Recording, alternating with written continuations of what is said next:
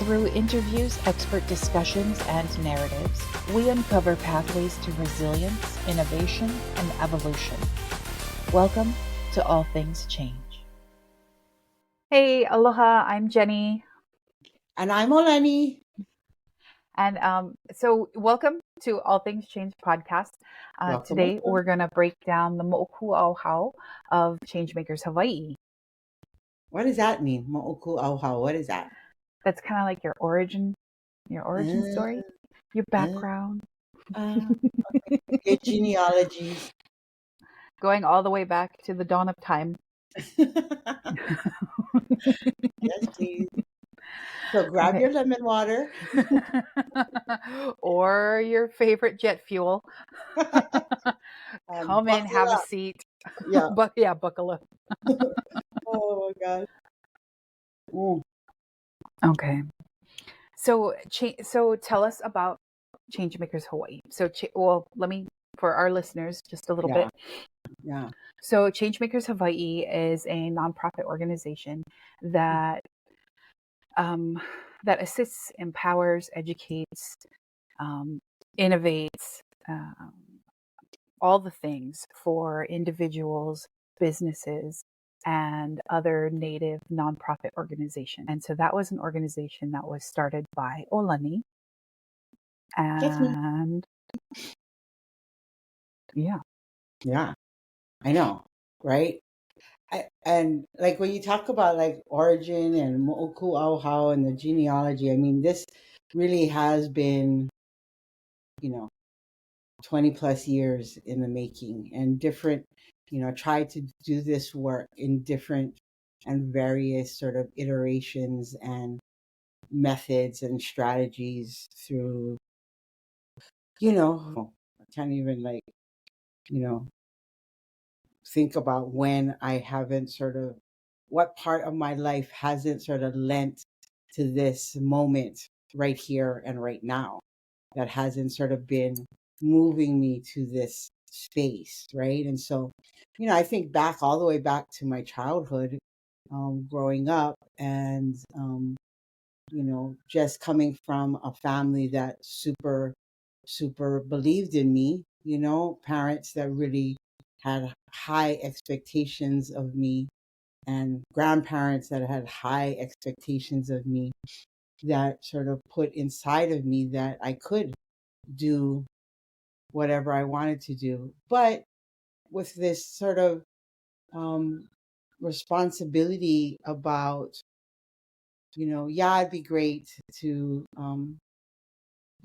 be able to live comfortably financially, but serving your community while being able to afford the things that I gravitate towards via my DNA, which is always some of the more expensive things that right. I can't afford.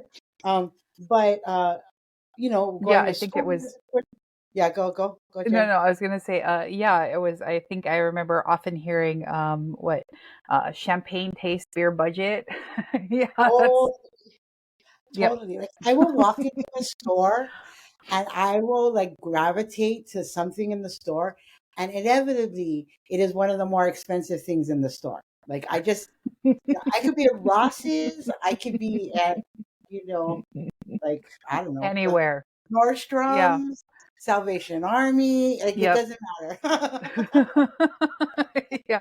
That's just me. But I wanted to like have, like, there was also this other side about like having a kuleana, right? And so and with that, so I mean, all the way back to then, and then going to college, right?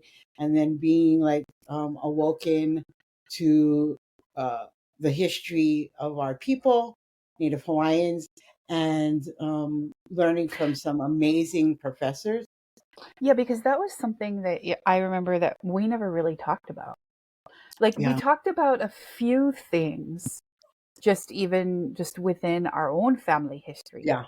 But we really didn't go into the meat of it, I think. I don't know. And when you say meat, what do you mean? I mean, like the things that you kind of dive into, like at the at the what was it called? At during the Hawaiian Studies program.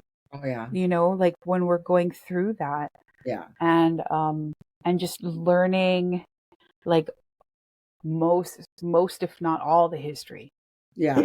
as well as speaking to Mataleo, you Yeah. know. Yeah.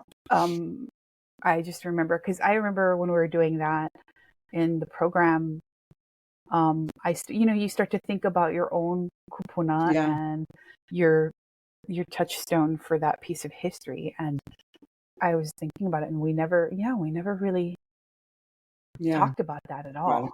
Yeah. Yeah. And I think that was a pivotal change moment in my life, right? I mean, Mm-hmm. um, like I sought out Hawaiian studies at Manoa.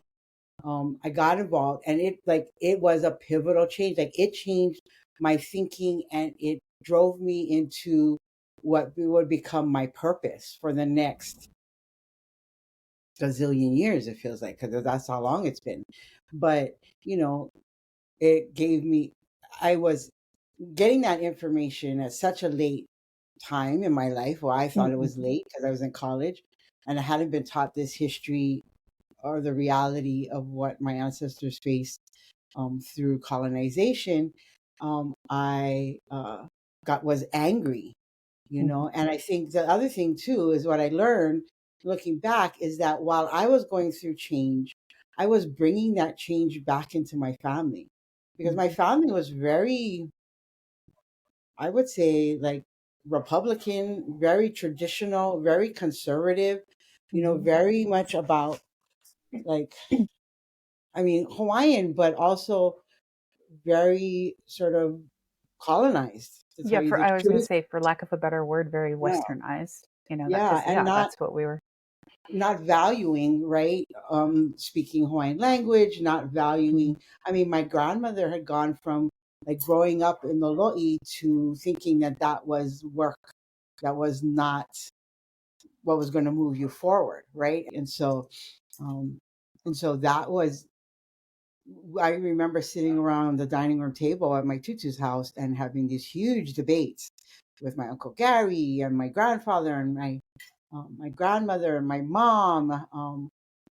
Uh, but it was a great place too, right? Because Mm-hmm. I was allowed at that time in my life, I was able to, I grew up at that table listening to the political debates.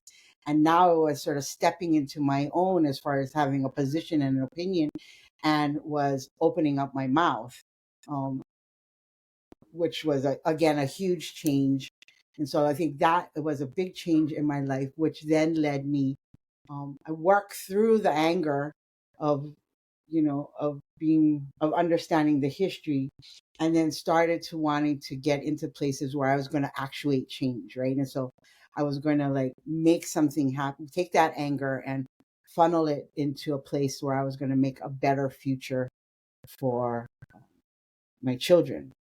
And so, continued at the university, but I really got to work in Native Hawaiian communities. And one of the things I saw very early on was sort of um, our lack of access to resources, whether it was individually or as an organization, or a small business. And so um, I saw that like very early on. And when I say resources, I want to be specific about talking about money, accessing money, because we Mm-hmm. had resources. We had relationships, we had people with knowledge, we had some access to land.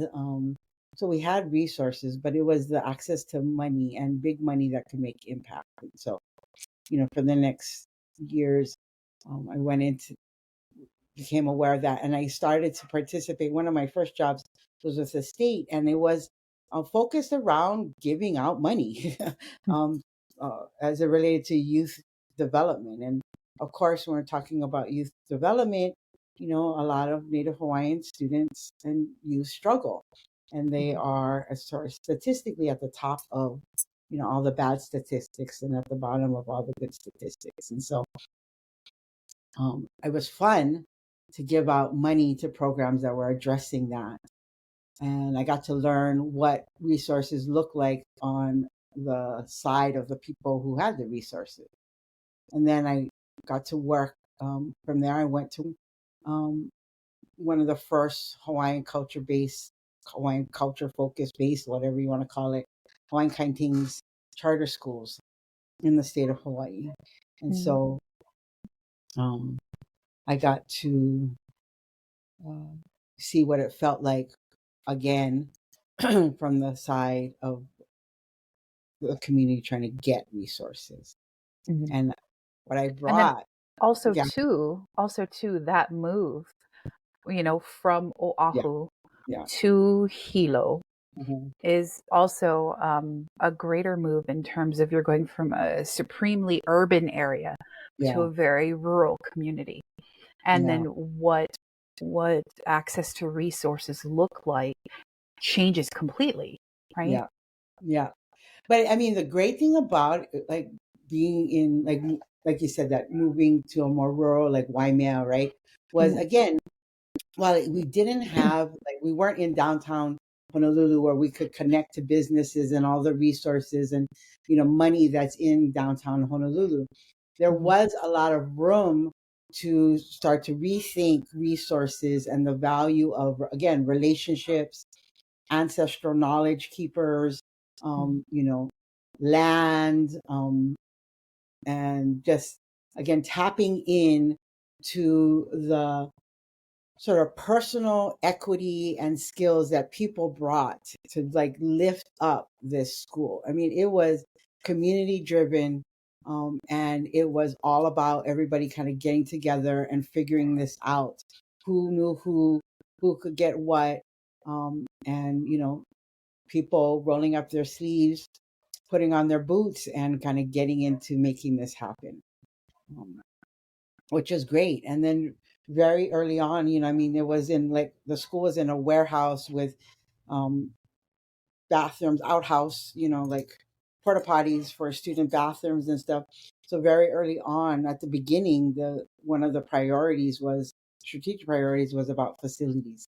And so for the next 10 years, I got to sort of learn and work on creating facilities. And that was another sort of big change for me in really seeing how much work it was to develop those facilities. And really, a lot of times people think oh, the facilities is, that's what you're creating. But and that's sort of like the goal, and it is, but along the way, in order to do that, you actually have to build your organization. And that really is the long lasting fruit that comes from developing a facility. The facility actually becomes the byproduct of all of that work that you had to do in order to create that facility. And so you are actually building a stronger organization by doing that. And then I saw the need with other Hawaiian focused charter schools and immersion schools and community organizations, them all wanting to have their own facilities, and everybody trying to figure out how to do that on their own, which made no sense to me, because it took us so long to build that facility because we didn't know the roadmap. The other thing, the reason why it took us so long was because not only do you have to raise money for your program, but you also have to raise money to bring in and pay for people who can guide you and teach you that roadmap. And so, it's a challenge. And so you learned a lot. Yeah, learned a lot. And then, just seeing everybody else trying to figure it out. And so at that point, I created worked with some people on trying to address that through a nonprofit organization. And then that funding ran out. And then I moved to another charter school and tried to do the same thing. And then moved on and really hit another huge change eruption in my life, and was really sort of I attribute it to God's just sort of like yanking me. Yep. Yeah, like by my hair out of a situation, and I'm very thankful for that. But that yanking really changed my whole perspective on things, and made me see how like um misdirected I guess I was, and just going down the wrong path and chasing after um things that were not in my control and killing myself doing it. And so that yank really helped me to refocus on what was sort of the true source of peace. And so the big change for me in that transition became a change for seeking and maintaining peace in my life. And so there are some things that I'm very like clear now that I won't do, and not just won't do, but where my focus is really, and Or that is being able to identify the things that are going to pull you away from the intended path that you're exactly meant to be on. Yeah. exactly.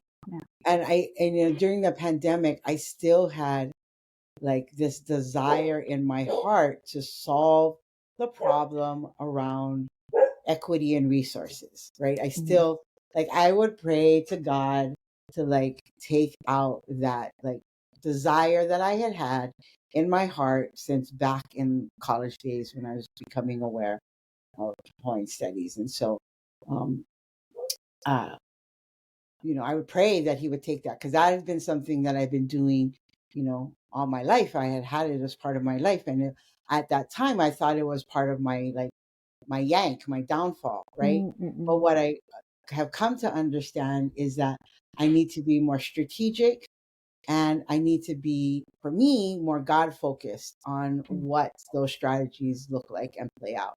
And that has allowed me to be more peaceful. So when you know I see this great project that I think would be really beneficial to our people, but I can't get other people that need to be on board, like I naturally go to problem solving mode and will try to like work around that situation to get this, you know, impact and intended like outcome that I see as a benefit to our people. What I've learned is that when I do that and try to move around and try to still make it happen because I think it's a good thing, that like moves me away from being peaceful, right? And so I if I can't get people who it would benefit on board, then maybe it's not the thing to do. And so I'm much easier. I can now have the ability, well, at least the last two times, who knows what's going to come in the future, but I now like can say like, you know what, I'm just going to let that go. I'm just, even though in my heart that is going to benefit, it's going to bring a lot of money, it's going to benefit, I can bring resources, you don't have to do anything, I don't understand why you're not taking me up on this offer. I can like let that go now. Yeah, because also too, and this is one thing that you and I have talked about several times, is with situations like that, you know, while it's very disappointing in the moment, like when you actually kind of center yourself and you start to think about it and even start to pray about it, you realize that, okay, it's not my timeline. Right. Things happen according to God's timeline. And it could be the situation where those people just aren't ready for it. Yeah. You know, and it couldn't be the best opportunity that could provide at that moment because people aren't ready for it. Yeah. You know, which is unfortunate, but you know, we just move. Yeah. You know. No, you're so true. Or actually be guided to the next thing. Yeah, because really, I mean, what you make a fabulous point is like really that's really all about my ego and me thinking that I know that this is actually going to benefit people. Like maybe I don't know that. Maybe that's just something I conjured up in my head, and that there's another path and another way, and maybe it's not it. And so again, giving up, submitting to something else, higher and good. It was a huge change, but it got me to focus on, again, like change makers and what we were trying to do.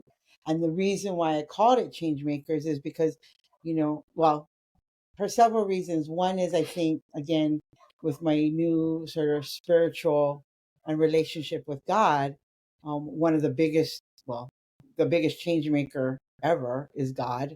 And definitely in clothed in skin, to me, the biggest change maker is Jesus. Whether you believe in him or not, he has affected your life, and your actual, like, how you society and the world. Like there's no place you can't go, where well, there are places, but just the concepts and the precepts and just that are all there. of that.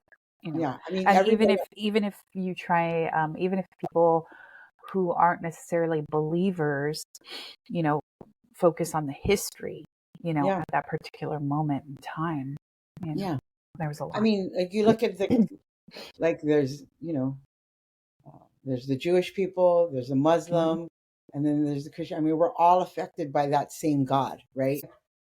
I consciously chose it to be an English name, because I wanted to be open to all. While we were focusing on Native Hawaiians because of the need, for Native Hawaiians, and because of my own sort of like DNA, I guess.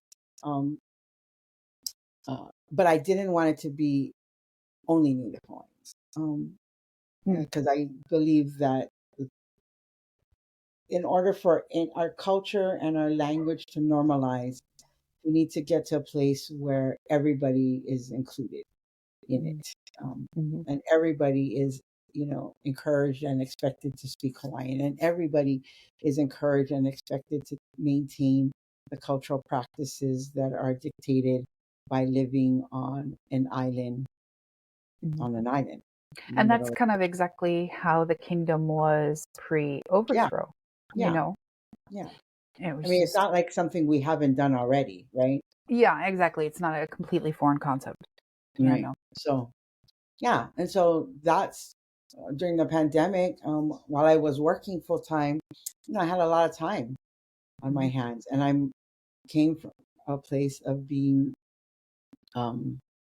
involved in different things and having different pieces, sort of grow.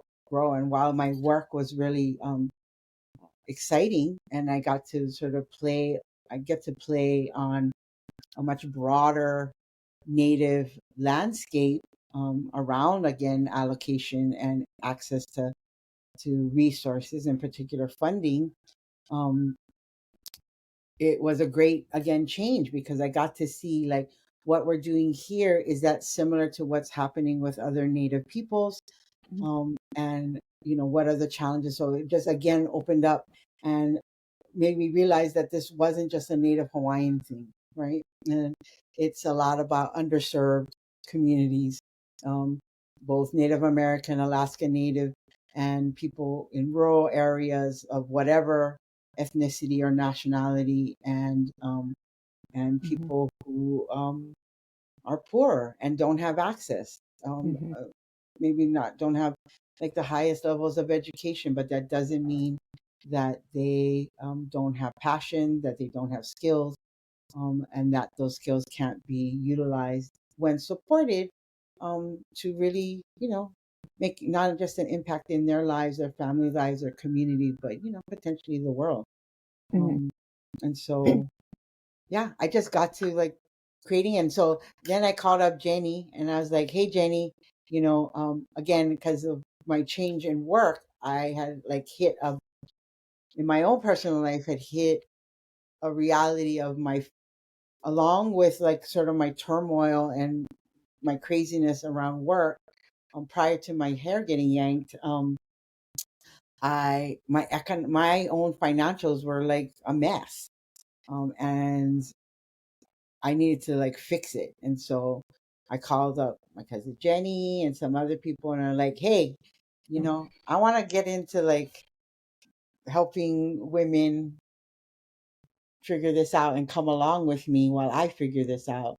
Mm-hmm. And so we created Eveconomics. And again, that name was purposeful. Um, about Eve. She knew better, but she didn't do better. And so I learned that from Pastor Sarah Jakes Roberts, and reading her book about Eve. And that book just gave me a real interesting insight into Eve that I hadn't thought about before. And so I saw myself in Eve. And so I figured, you know what? In order to be able to step on the head of the serpent, I better get my act together. And so, and in particular, the finances. Yeah. Mm-hmm. So I went to that course.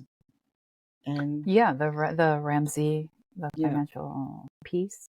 Yeah. And it was funny that it was financial peace. Yeah, I know, right? Striving for some peace in life, for sure. Because that was a part of my life that did not give me peace at all, And I'm sure that's the same way for a lot of people, especially people in Hawaii. Yeah. Yeah. And I think it, whether you are a believer or not, for me, what I learned was the biggest, and this was a huge change in my thinking, the biggest, the smartest financial activity I have ever done in my whole entire life is to tithe. And the reason why I think that's the smartest thing I've ever done is because it puts you in the right place and right position with your money, right? I mean, it really makes you aware that was given to me. I can never outgive the giver. And so if I continue this relationship, it is a reciprocal relationship.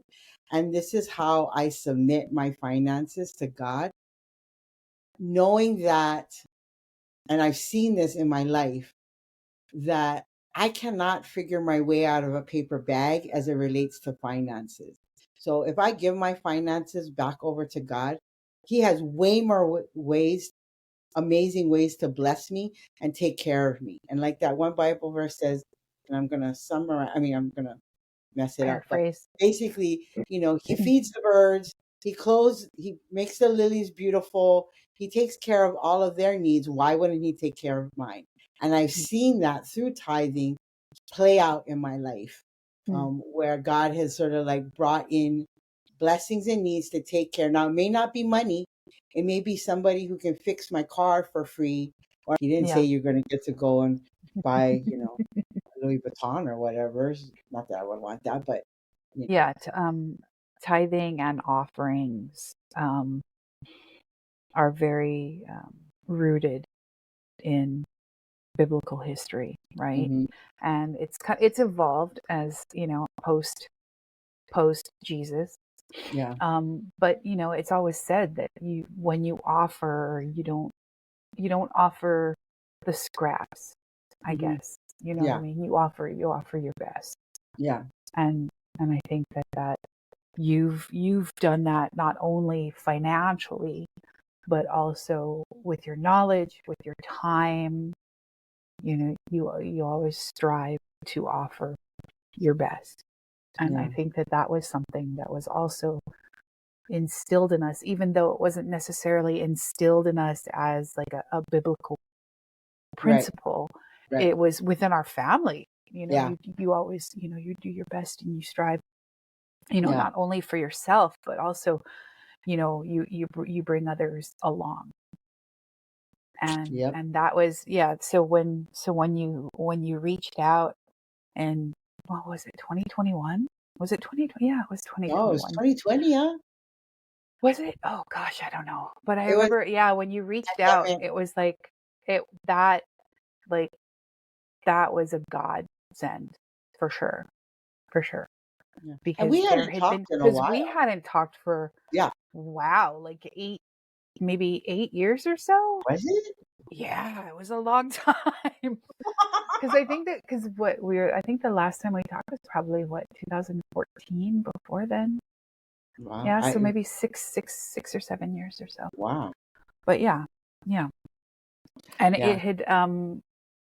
it had just kind of come at the right time for me, Cool. where I did recognize it as, oh yeah,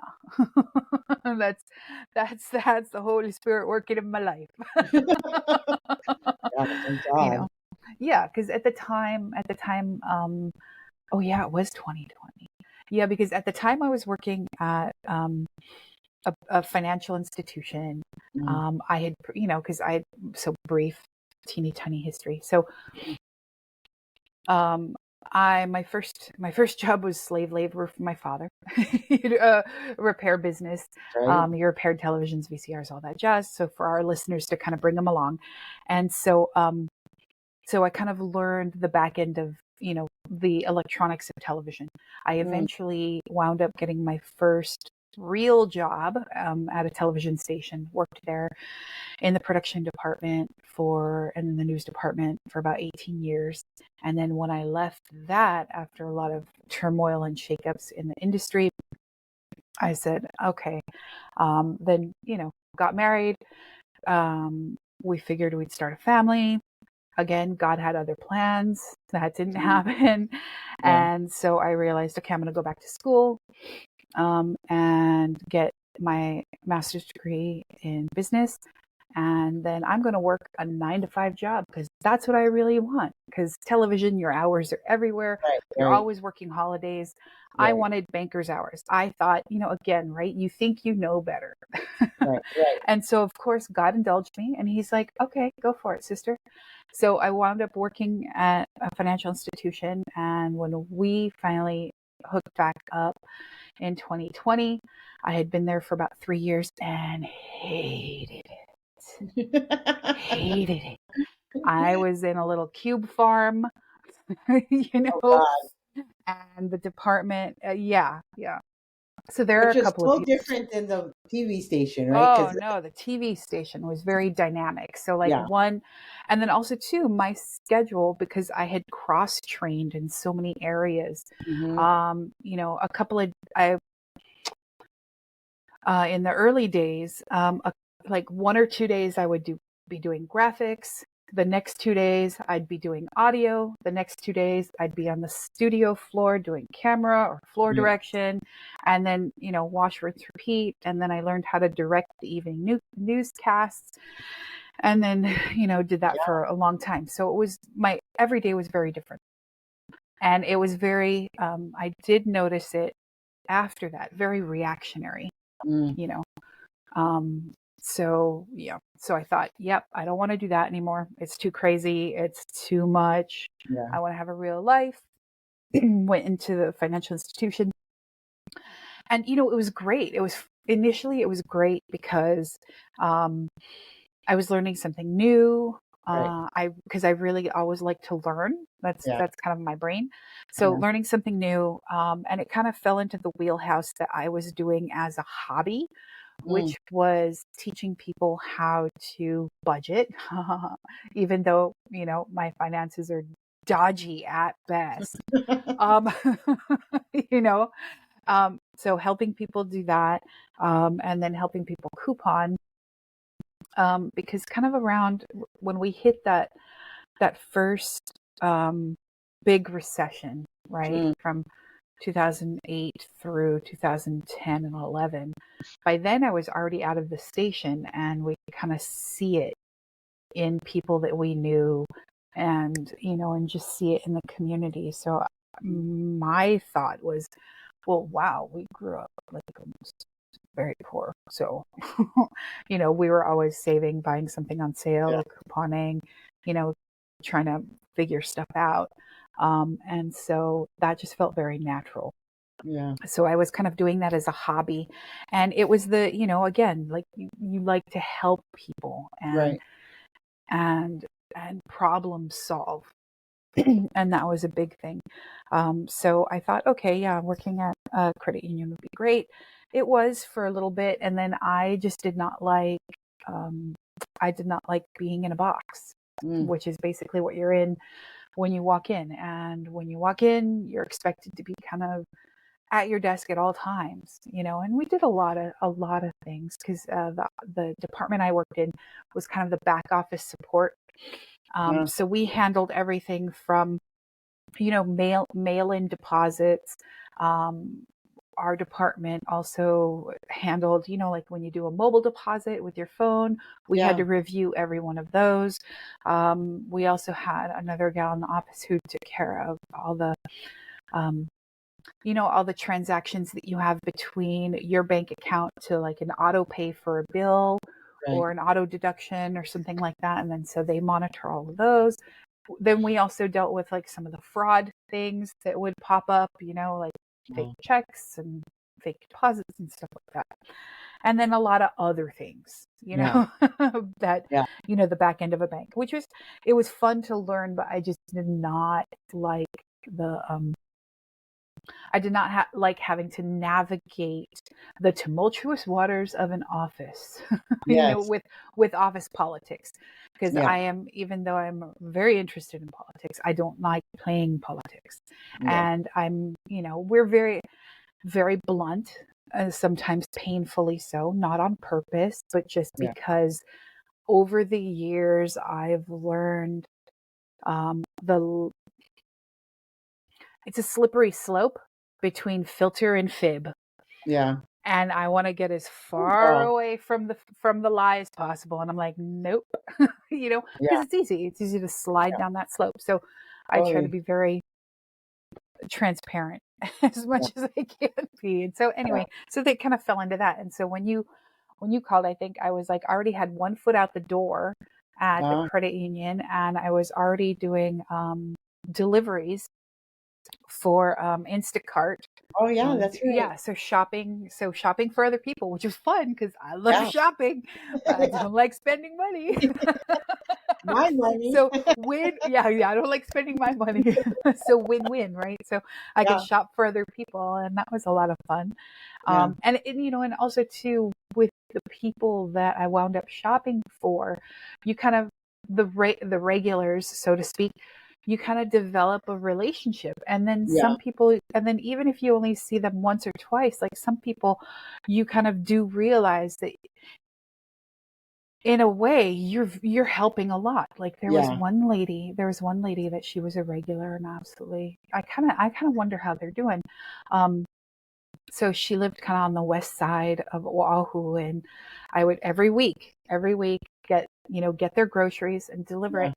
But she worked part-time from the home, but then also cared for her husband, who was terminally ill. When you walk in, you into the front door, his setup was in the living room. And it's just, being, and as small as it is, of getting their groceries and delivering it was huge, because then it was they could feed themselves, you know what I mean? And one more thing she didn't have to worry about. She could focus on the thing, which tastes, sometimes having to do the daily stuff of that robs you of your peace, But, and so I was finding that I was really liking that. And then at one point, I think while we were still doing the financial peace course, I was like, yep, I'm done with that entirely. And I just, that was what, 2021, quit and just did that full time. Yeah. That's amazing. Yeah. That's and a lot of change. Yeah, it was a lot of change. You got a yank. Yeah. That was a big yank that just upended our entire lives and changed everything completely. And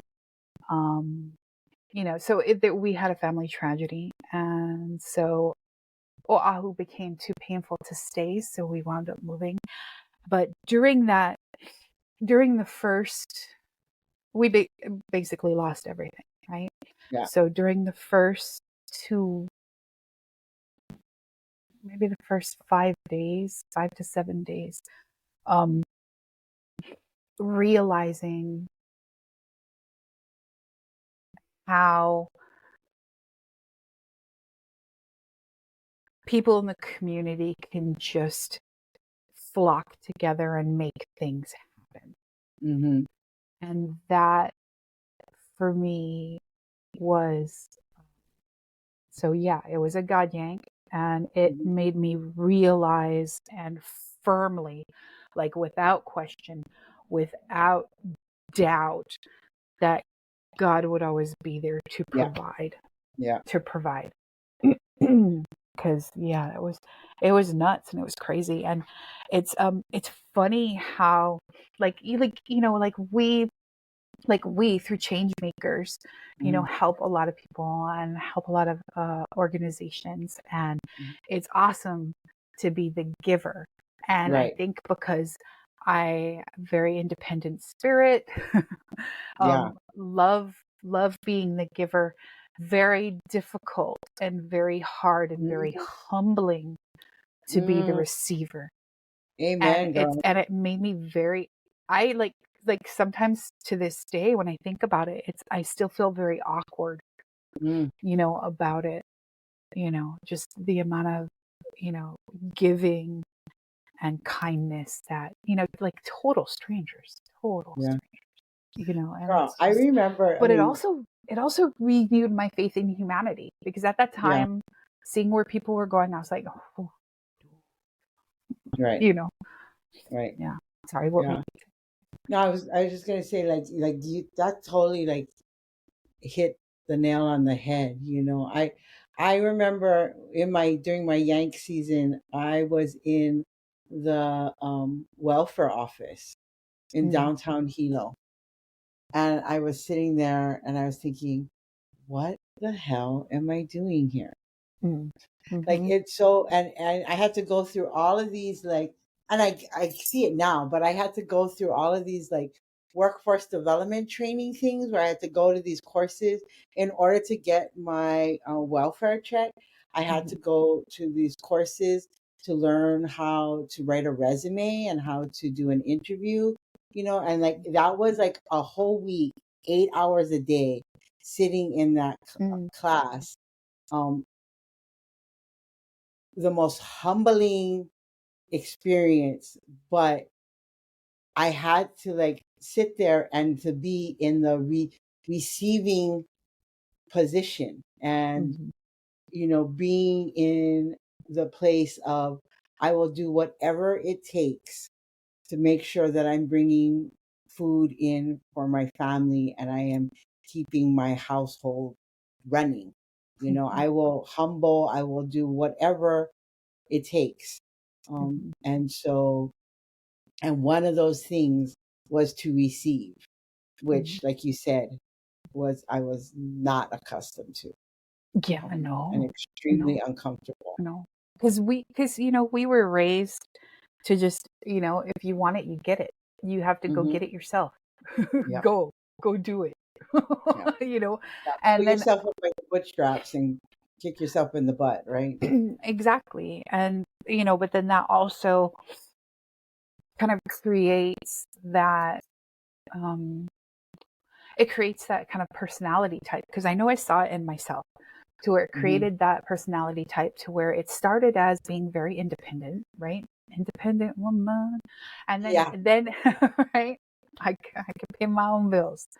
But then, yeah, but then it slides into something yeah, that's very ego driven, and that, yeah, and yeah. then you kind of, and then when your ego kind of takes over, you then start to let go of God's hands. And Yes, I know that I saw that within myself. yeah, Um, yeah, yeah. yeah. And so while our yank was absolutely horrific, and I would wish that on no human being ever, Mhm. um, it was necessary. It was Yeah, necessary, because then I could refocus on the things that were truly, truly yeah, important. yeah, Um, and yeah. so, so a couple of months before that yank, I was doing something totally different. I was actually helping a friend on a campaign and going, yeah, we're going to win. And then somewhere in around August of 2022, right? August 2020. Yeah, August 2022. He said, so we've been volunteering with ChangeMakers, doing a few things here and there, kind of one foot in, one foot out. And he said, hey, by the way, ChangeMakers applied for a grant. And I listed you on it. And I was like, okay, that sounds good. Right on, let's roll. And then you're like, yeah, we might not get it, but oh well, if we do, we do. And I was in my brain, I was thinking, okay, whatever, right? Because I was focused over here. But looking back, I was like, wow, you're just like, yeah, submitted for it, but if it happens, it happens. And I was thinking, wow, like how can you, like, because I couldn't fully understand that mindset. Right? Of that, not my timing, God's timing, right? So I was like, okay, whatever. And then, and then at the end of October, we found out we got it. I was like, okay, right on, let's go. And let's go. And so, so this would be a good time to kind of break. Okay. And do a commercial. Yes. Cool. And then when we come back, we can maybe talk programs and stuff about ChangeMakers to kind of let people know, like, okay, we kind of heard about some of that origin of ChangeMakers. And so now, okay, what exactly do we do? The Change Center in downtown Hilo is more than just a workspace. It's a place steeped in history where the past meets the future. Offering flexible workspaces in a historic building, it's ideal for networking, collaboration, and growth. Visit the Change Center and be a part of Hilo's thriving co-working community. The Change Center, where history inspires innovation. Welcome back. Okay, so we were talking about going into programs. So ChangeMakers Hawaiʻi has 3 sets of programs, I guess, to easily speak about it. We have Kanakonomics, which basically fighting poverty through a support program to empower people with the financial acumen to create economic stability and build generational wealth, which is kind of what we initially started doing with Economics. Right. Then the second program technically is Einapreneurs, and that's focused on businesses and creating and nurturing businesses through our workforce development program, and to promote economic development and job creation, which kind of values people and community. And the third program is Philanthropono, and so Philanthropono is geared towards community organizations, and we basically partner with local, national, and international organizations to address community needs. And then we create customized approaches for financial support, resources, and other fund development opportunities, right? So in those programs, we kind of created a processes, or ChangeMakers has created a processes. So can you walk our listeners through that? Yeah. I think one of the first things in our first meetings was really like looking at strands that we're going to run across all 3 of those programs, right? So we selected the strands of learning. So every program has an aspect of education and building knowledge and building capacity, skill building, and then also looking at funding. And so we are also creating we have a loan program, and eventually in the future want to also create grant funding. But right now we're an emerging native CDFI, or community development financial institution, with the U.S. Department of Treasury, and trying to get certification for that. So applying for certification but we've already dispersed 2 loans through our entrepreneur program. And so all of the programs have a funding aspect where we're looking at how we can provide not just money through loans, but also access to current existing funding. And so, what are the other resources out there, and how can we pull them together in order to meet people's money needs and resources? The other strand is also around building. And so that can be like for economics. We definitely are having conversations about moving into affordable housing, workforce development housing.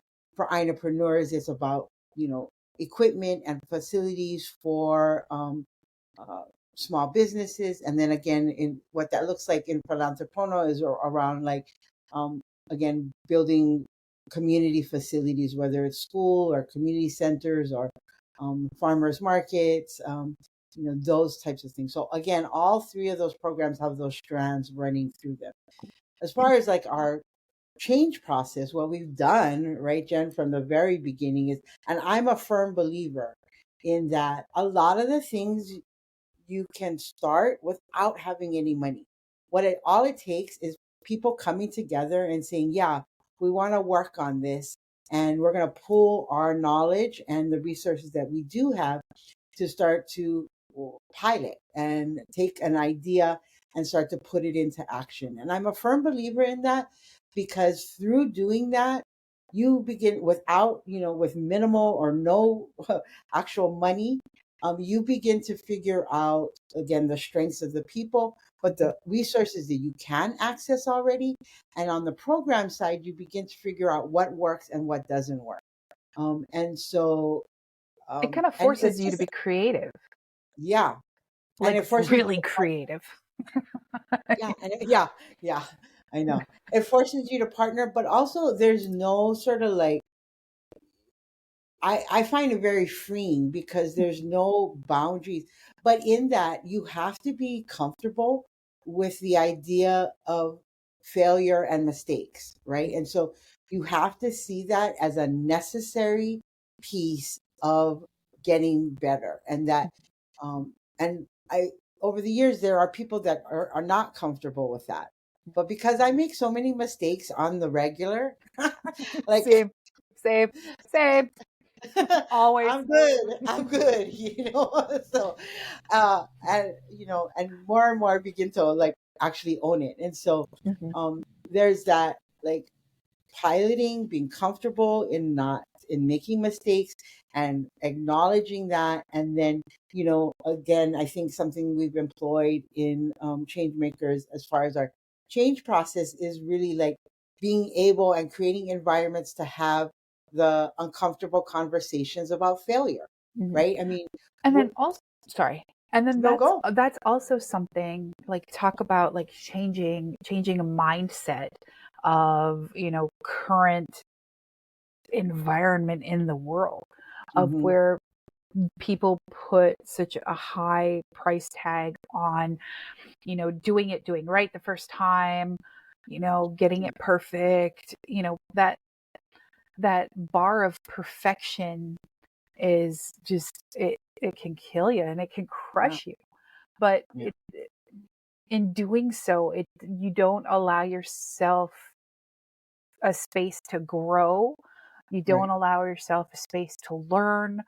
And then also to adapt, because when you fail, I know when I've really big failures, the really big ones have kind of forced me to figure out a better way to do it. You know what I mean? And I know that sounds like so lame and simplistic, but it forces you to kind of look at every angle and be like, okay, you know what? I failed here. What went into that? Okay, well, I didn't know this, or I didn't know that, or I didn't ask for the right help, or, or something like that. And it just allows you to grow and build something even stronger, I think, in the long run.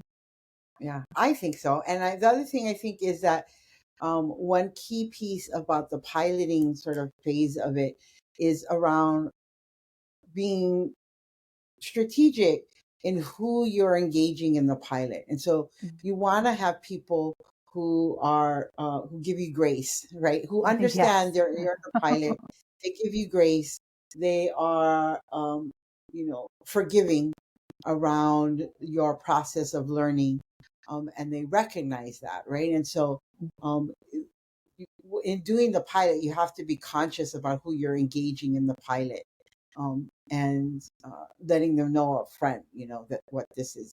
And I think with the programs that we have had and we have piloted, having those after you do it and you like look at like what worked, what didn't work, to have that space to have those like difficult conversations, because sometimes a lot of times people, because it's like there's no money, they put a lot of themselves into it, their time, their knowledge, they're investing in it, right? And so when you're saying like, oh, this didn't work, sometimes that can feel very personal, right? And so, and I think it's only through like actually going through that process and people feeling like, yeah, well, I didn't like that, but it doesn't mean that I don't like you. And it doesn't mean that I didn't think this is good work. It just means that this needs to be tweaked a little bit. And so I think we have a great team that is open to doing that. And then, now we're in sort of what's like, particularly for Lanzapono, I think is one of our more robust programs. And so now what we're doing is, now that we've sort of like piloted for 2 years, right? We're now sort of like digging in deeper into sort of making that more meet the need that we had identified. And so providing more sort of flesh on the bones, I guess you could say. And one of the key. And then so to let our listeners know, that need that we identified was the lack of fund development professionals within Native organizations. So we're looking on the Philanthropono, because we're focused around nonprofits and the ability to access and acquire and redistribute resources. And we're very like sort of broad around that term around resources. It can include money, but it can also include knowledge, expertise, time. So it has a wide array of, and we don't want to lock ourselves into just being about money.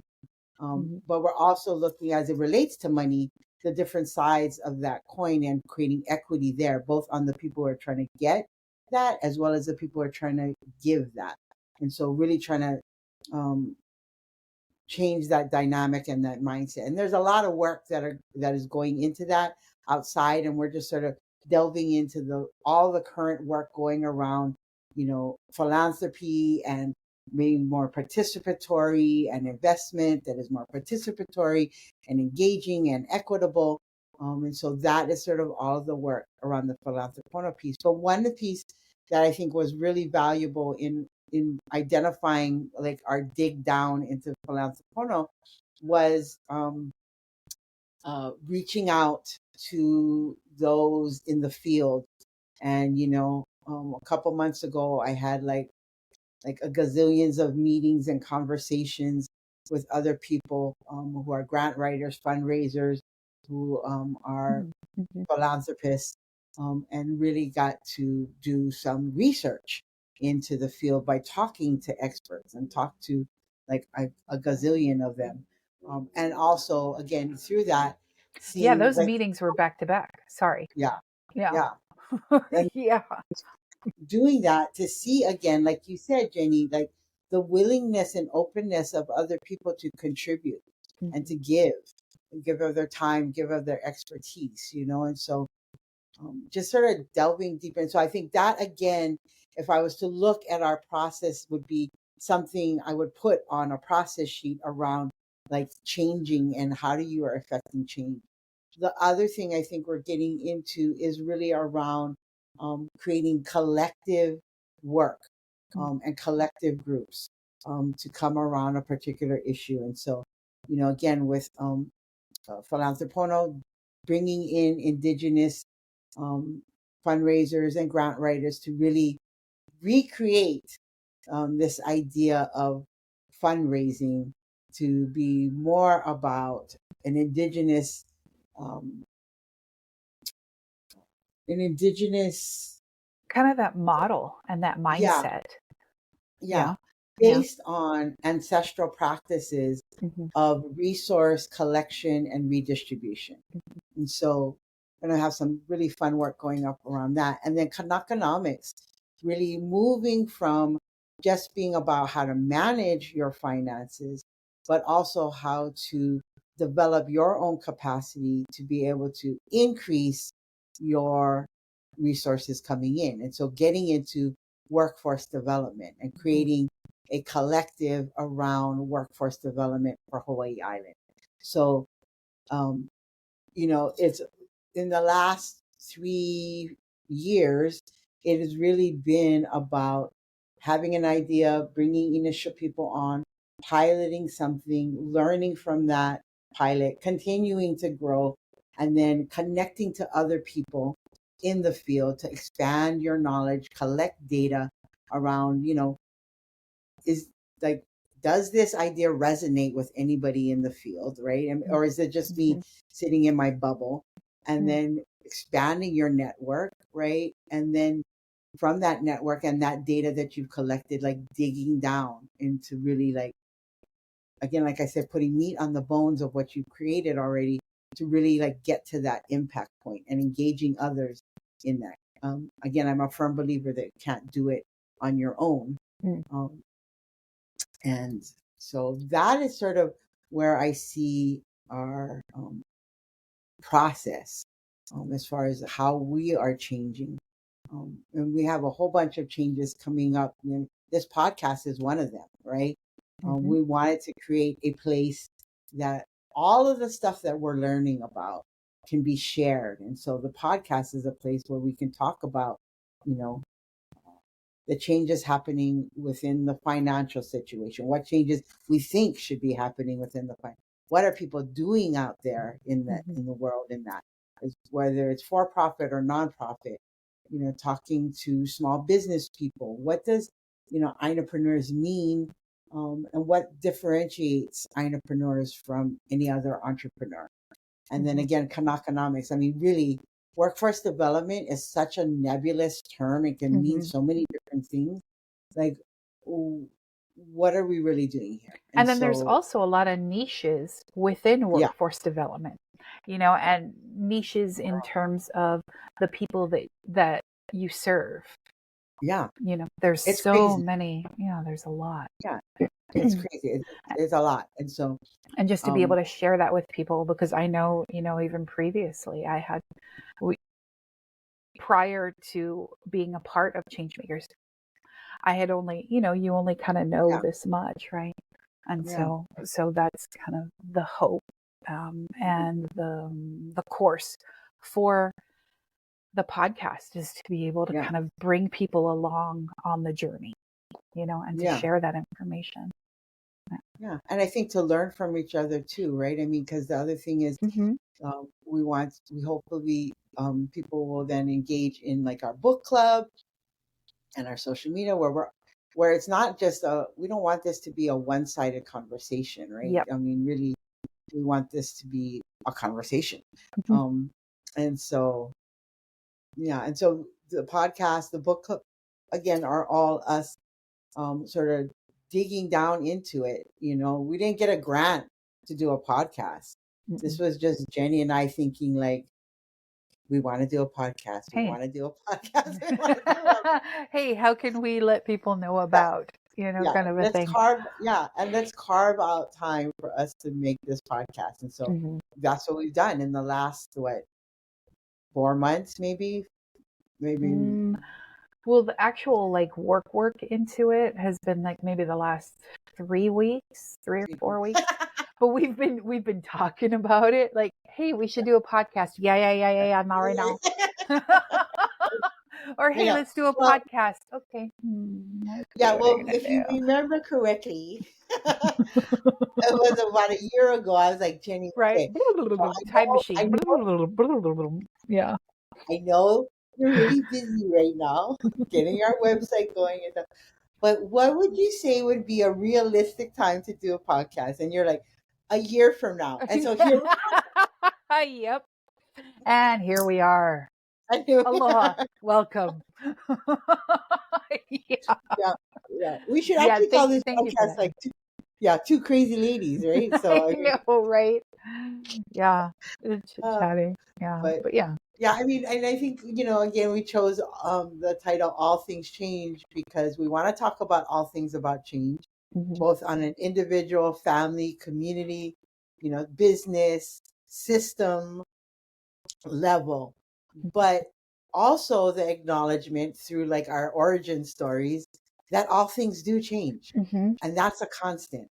And so all things do change. And so it just is an acknowledgement, a reminder,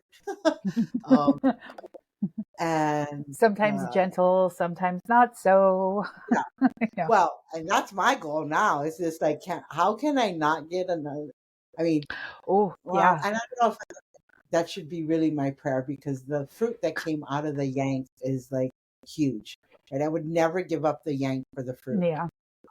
Because I could not have gotten the fruit without Maybe the at yank. least a lesser painful yank. I think that's my prayer. Just something not as painful, please, dear Lord. I know. But sometimes you don't get it until it's like oh yeah. Hard head. That's me. God was like, I was trying to be gentle the hundred million times. Yeah, exactly. The last 432 times I was gentle, so sorry. Yeah, you didn't pay attention. Yeah, exactly. Think.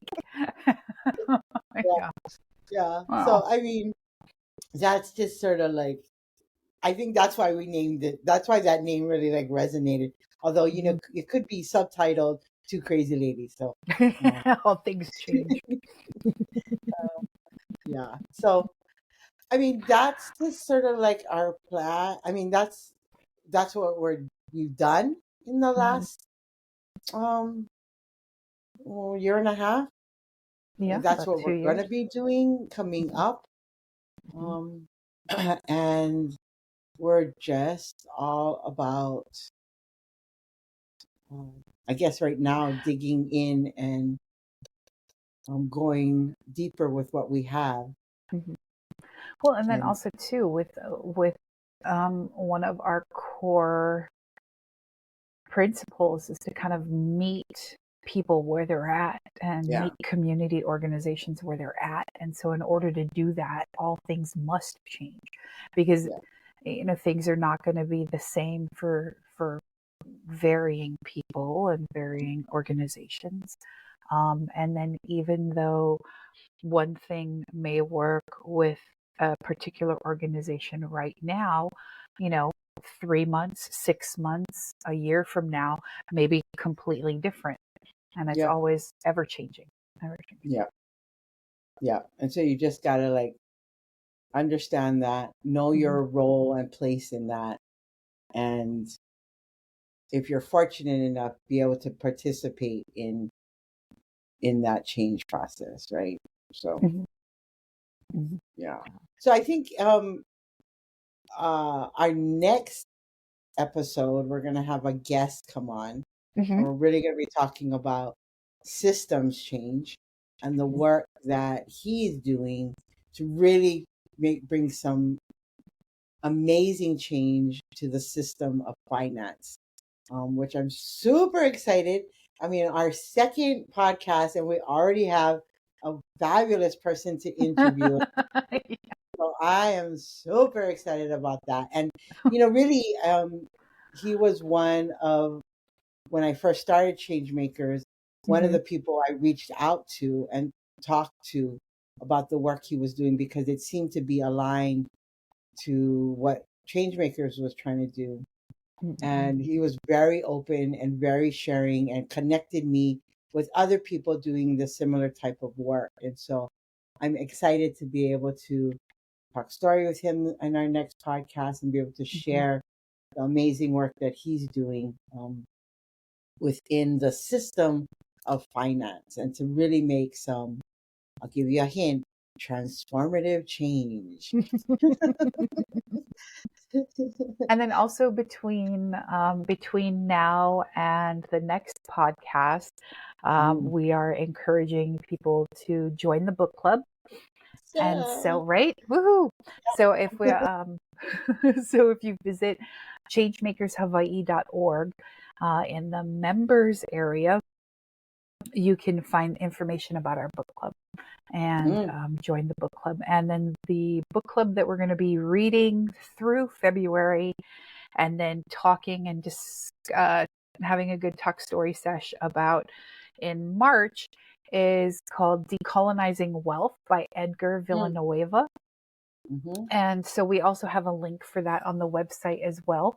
If you want to go ahead and participate in that, or even if you're thinking, I don't want to participate in a book club, but I do want to read the book, click the link, buy the book, check it out.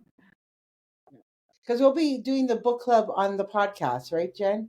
In March, in March.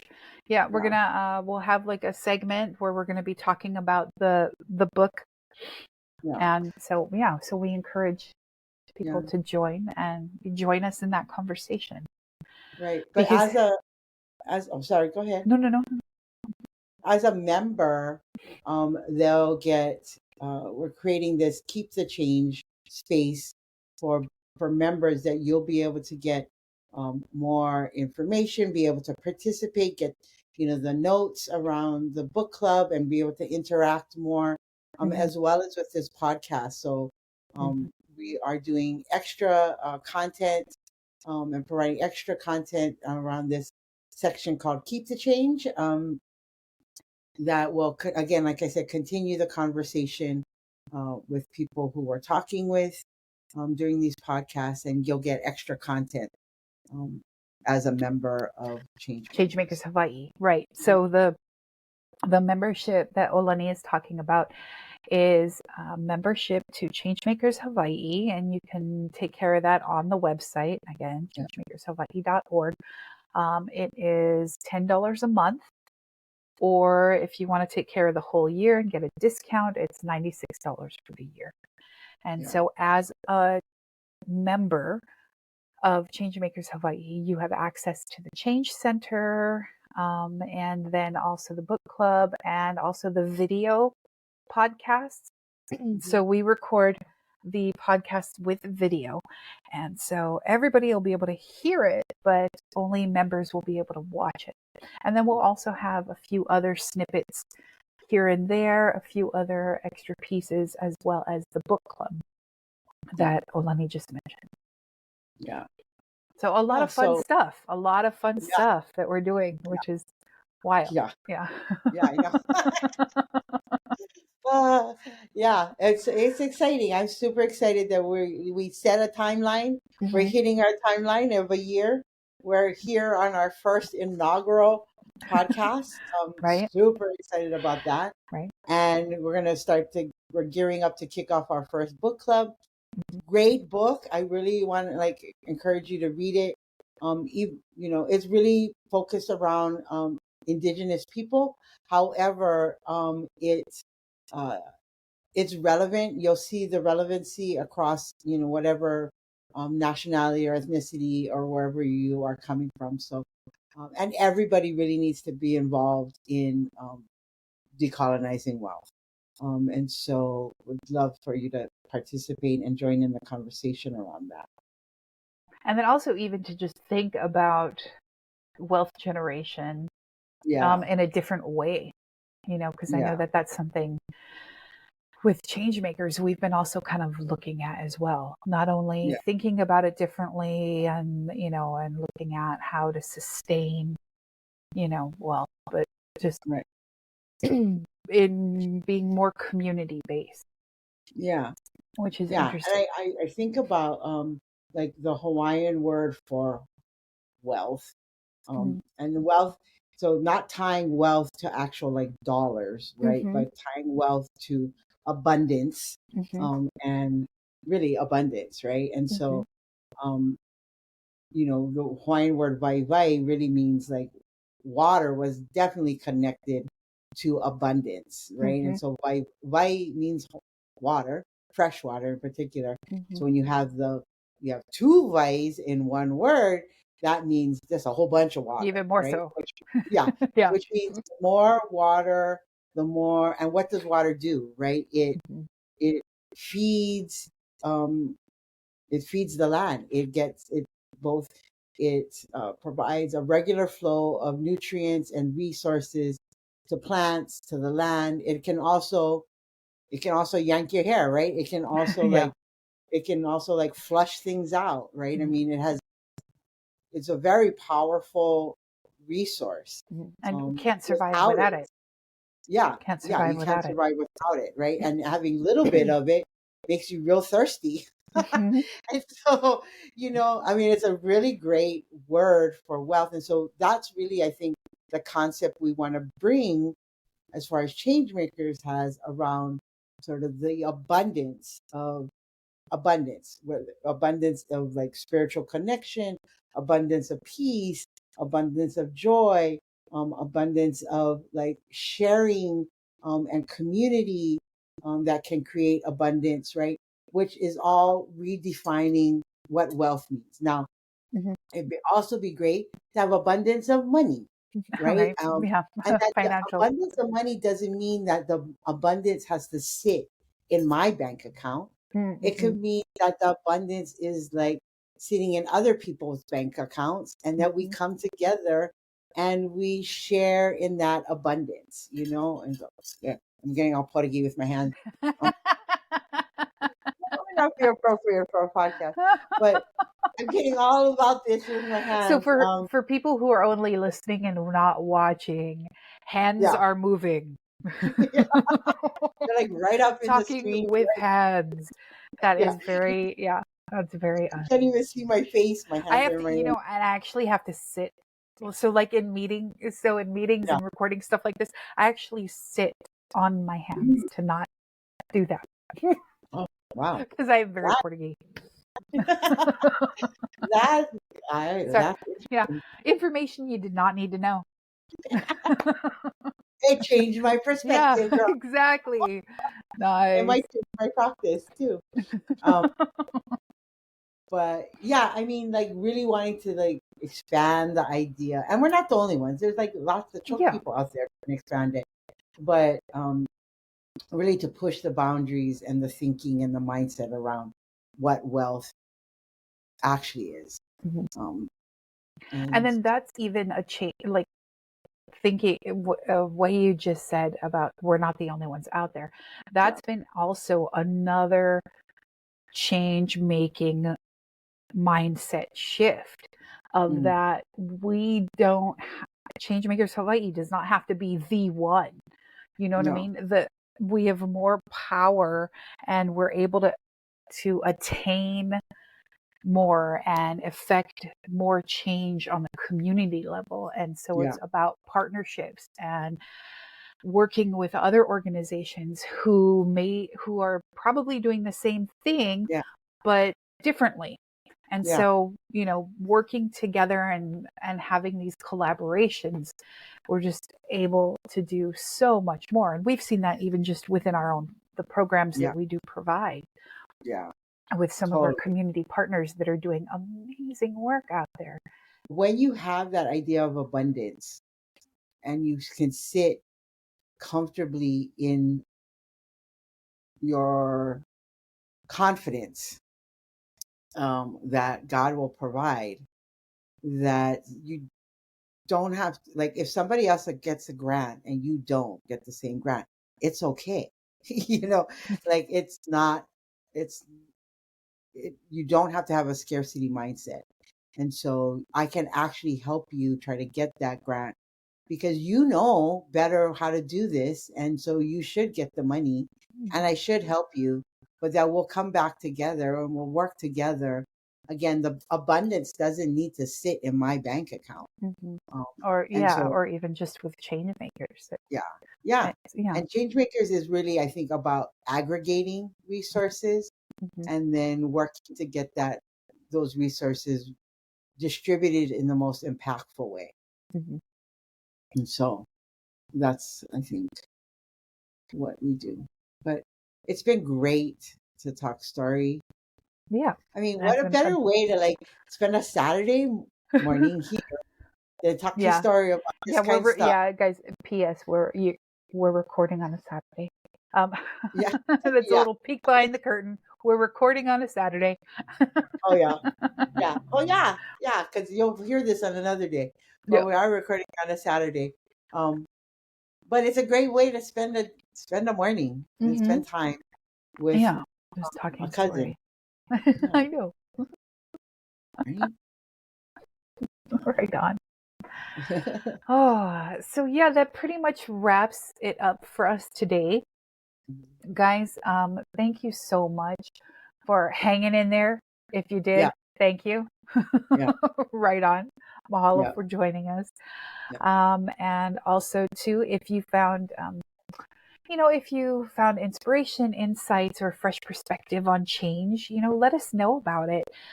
Please engage with us, show your support by subscribing, leaving a review, or even sharing this podcast with your friends and families. Also too, guys, if you have any thoughts or stories on topics or even future podcast episodes, reach out to us. You can find us on the socials on Facebook and Instagram. And our handle is at ChangeMakers Hawaiʻi. It's ChangeMakers HI.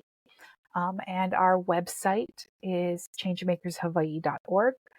And please reach out because we really do want to hear from you folks. We love hearing from listeners. Awesome. Thanks, Jen, for putting this together. Again, thanks for joining All Things Change. Remember, we're a place where change begins one conversation at a time. Aloha. Ahuyo.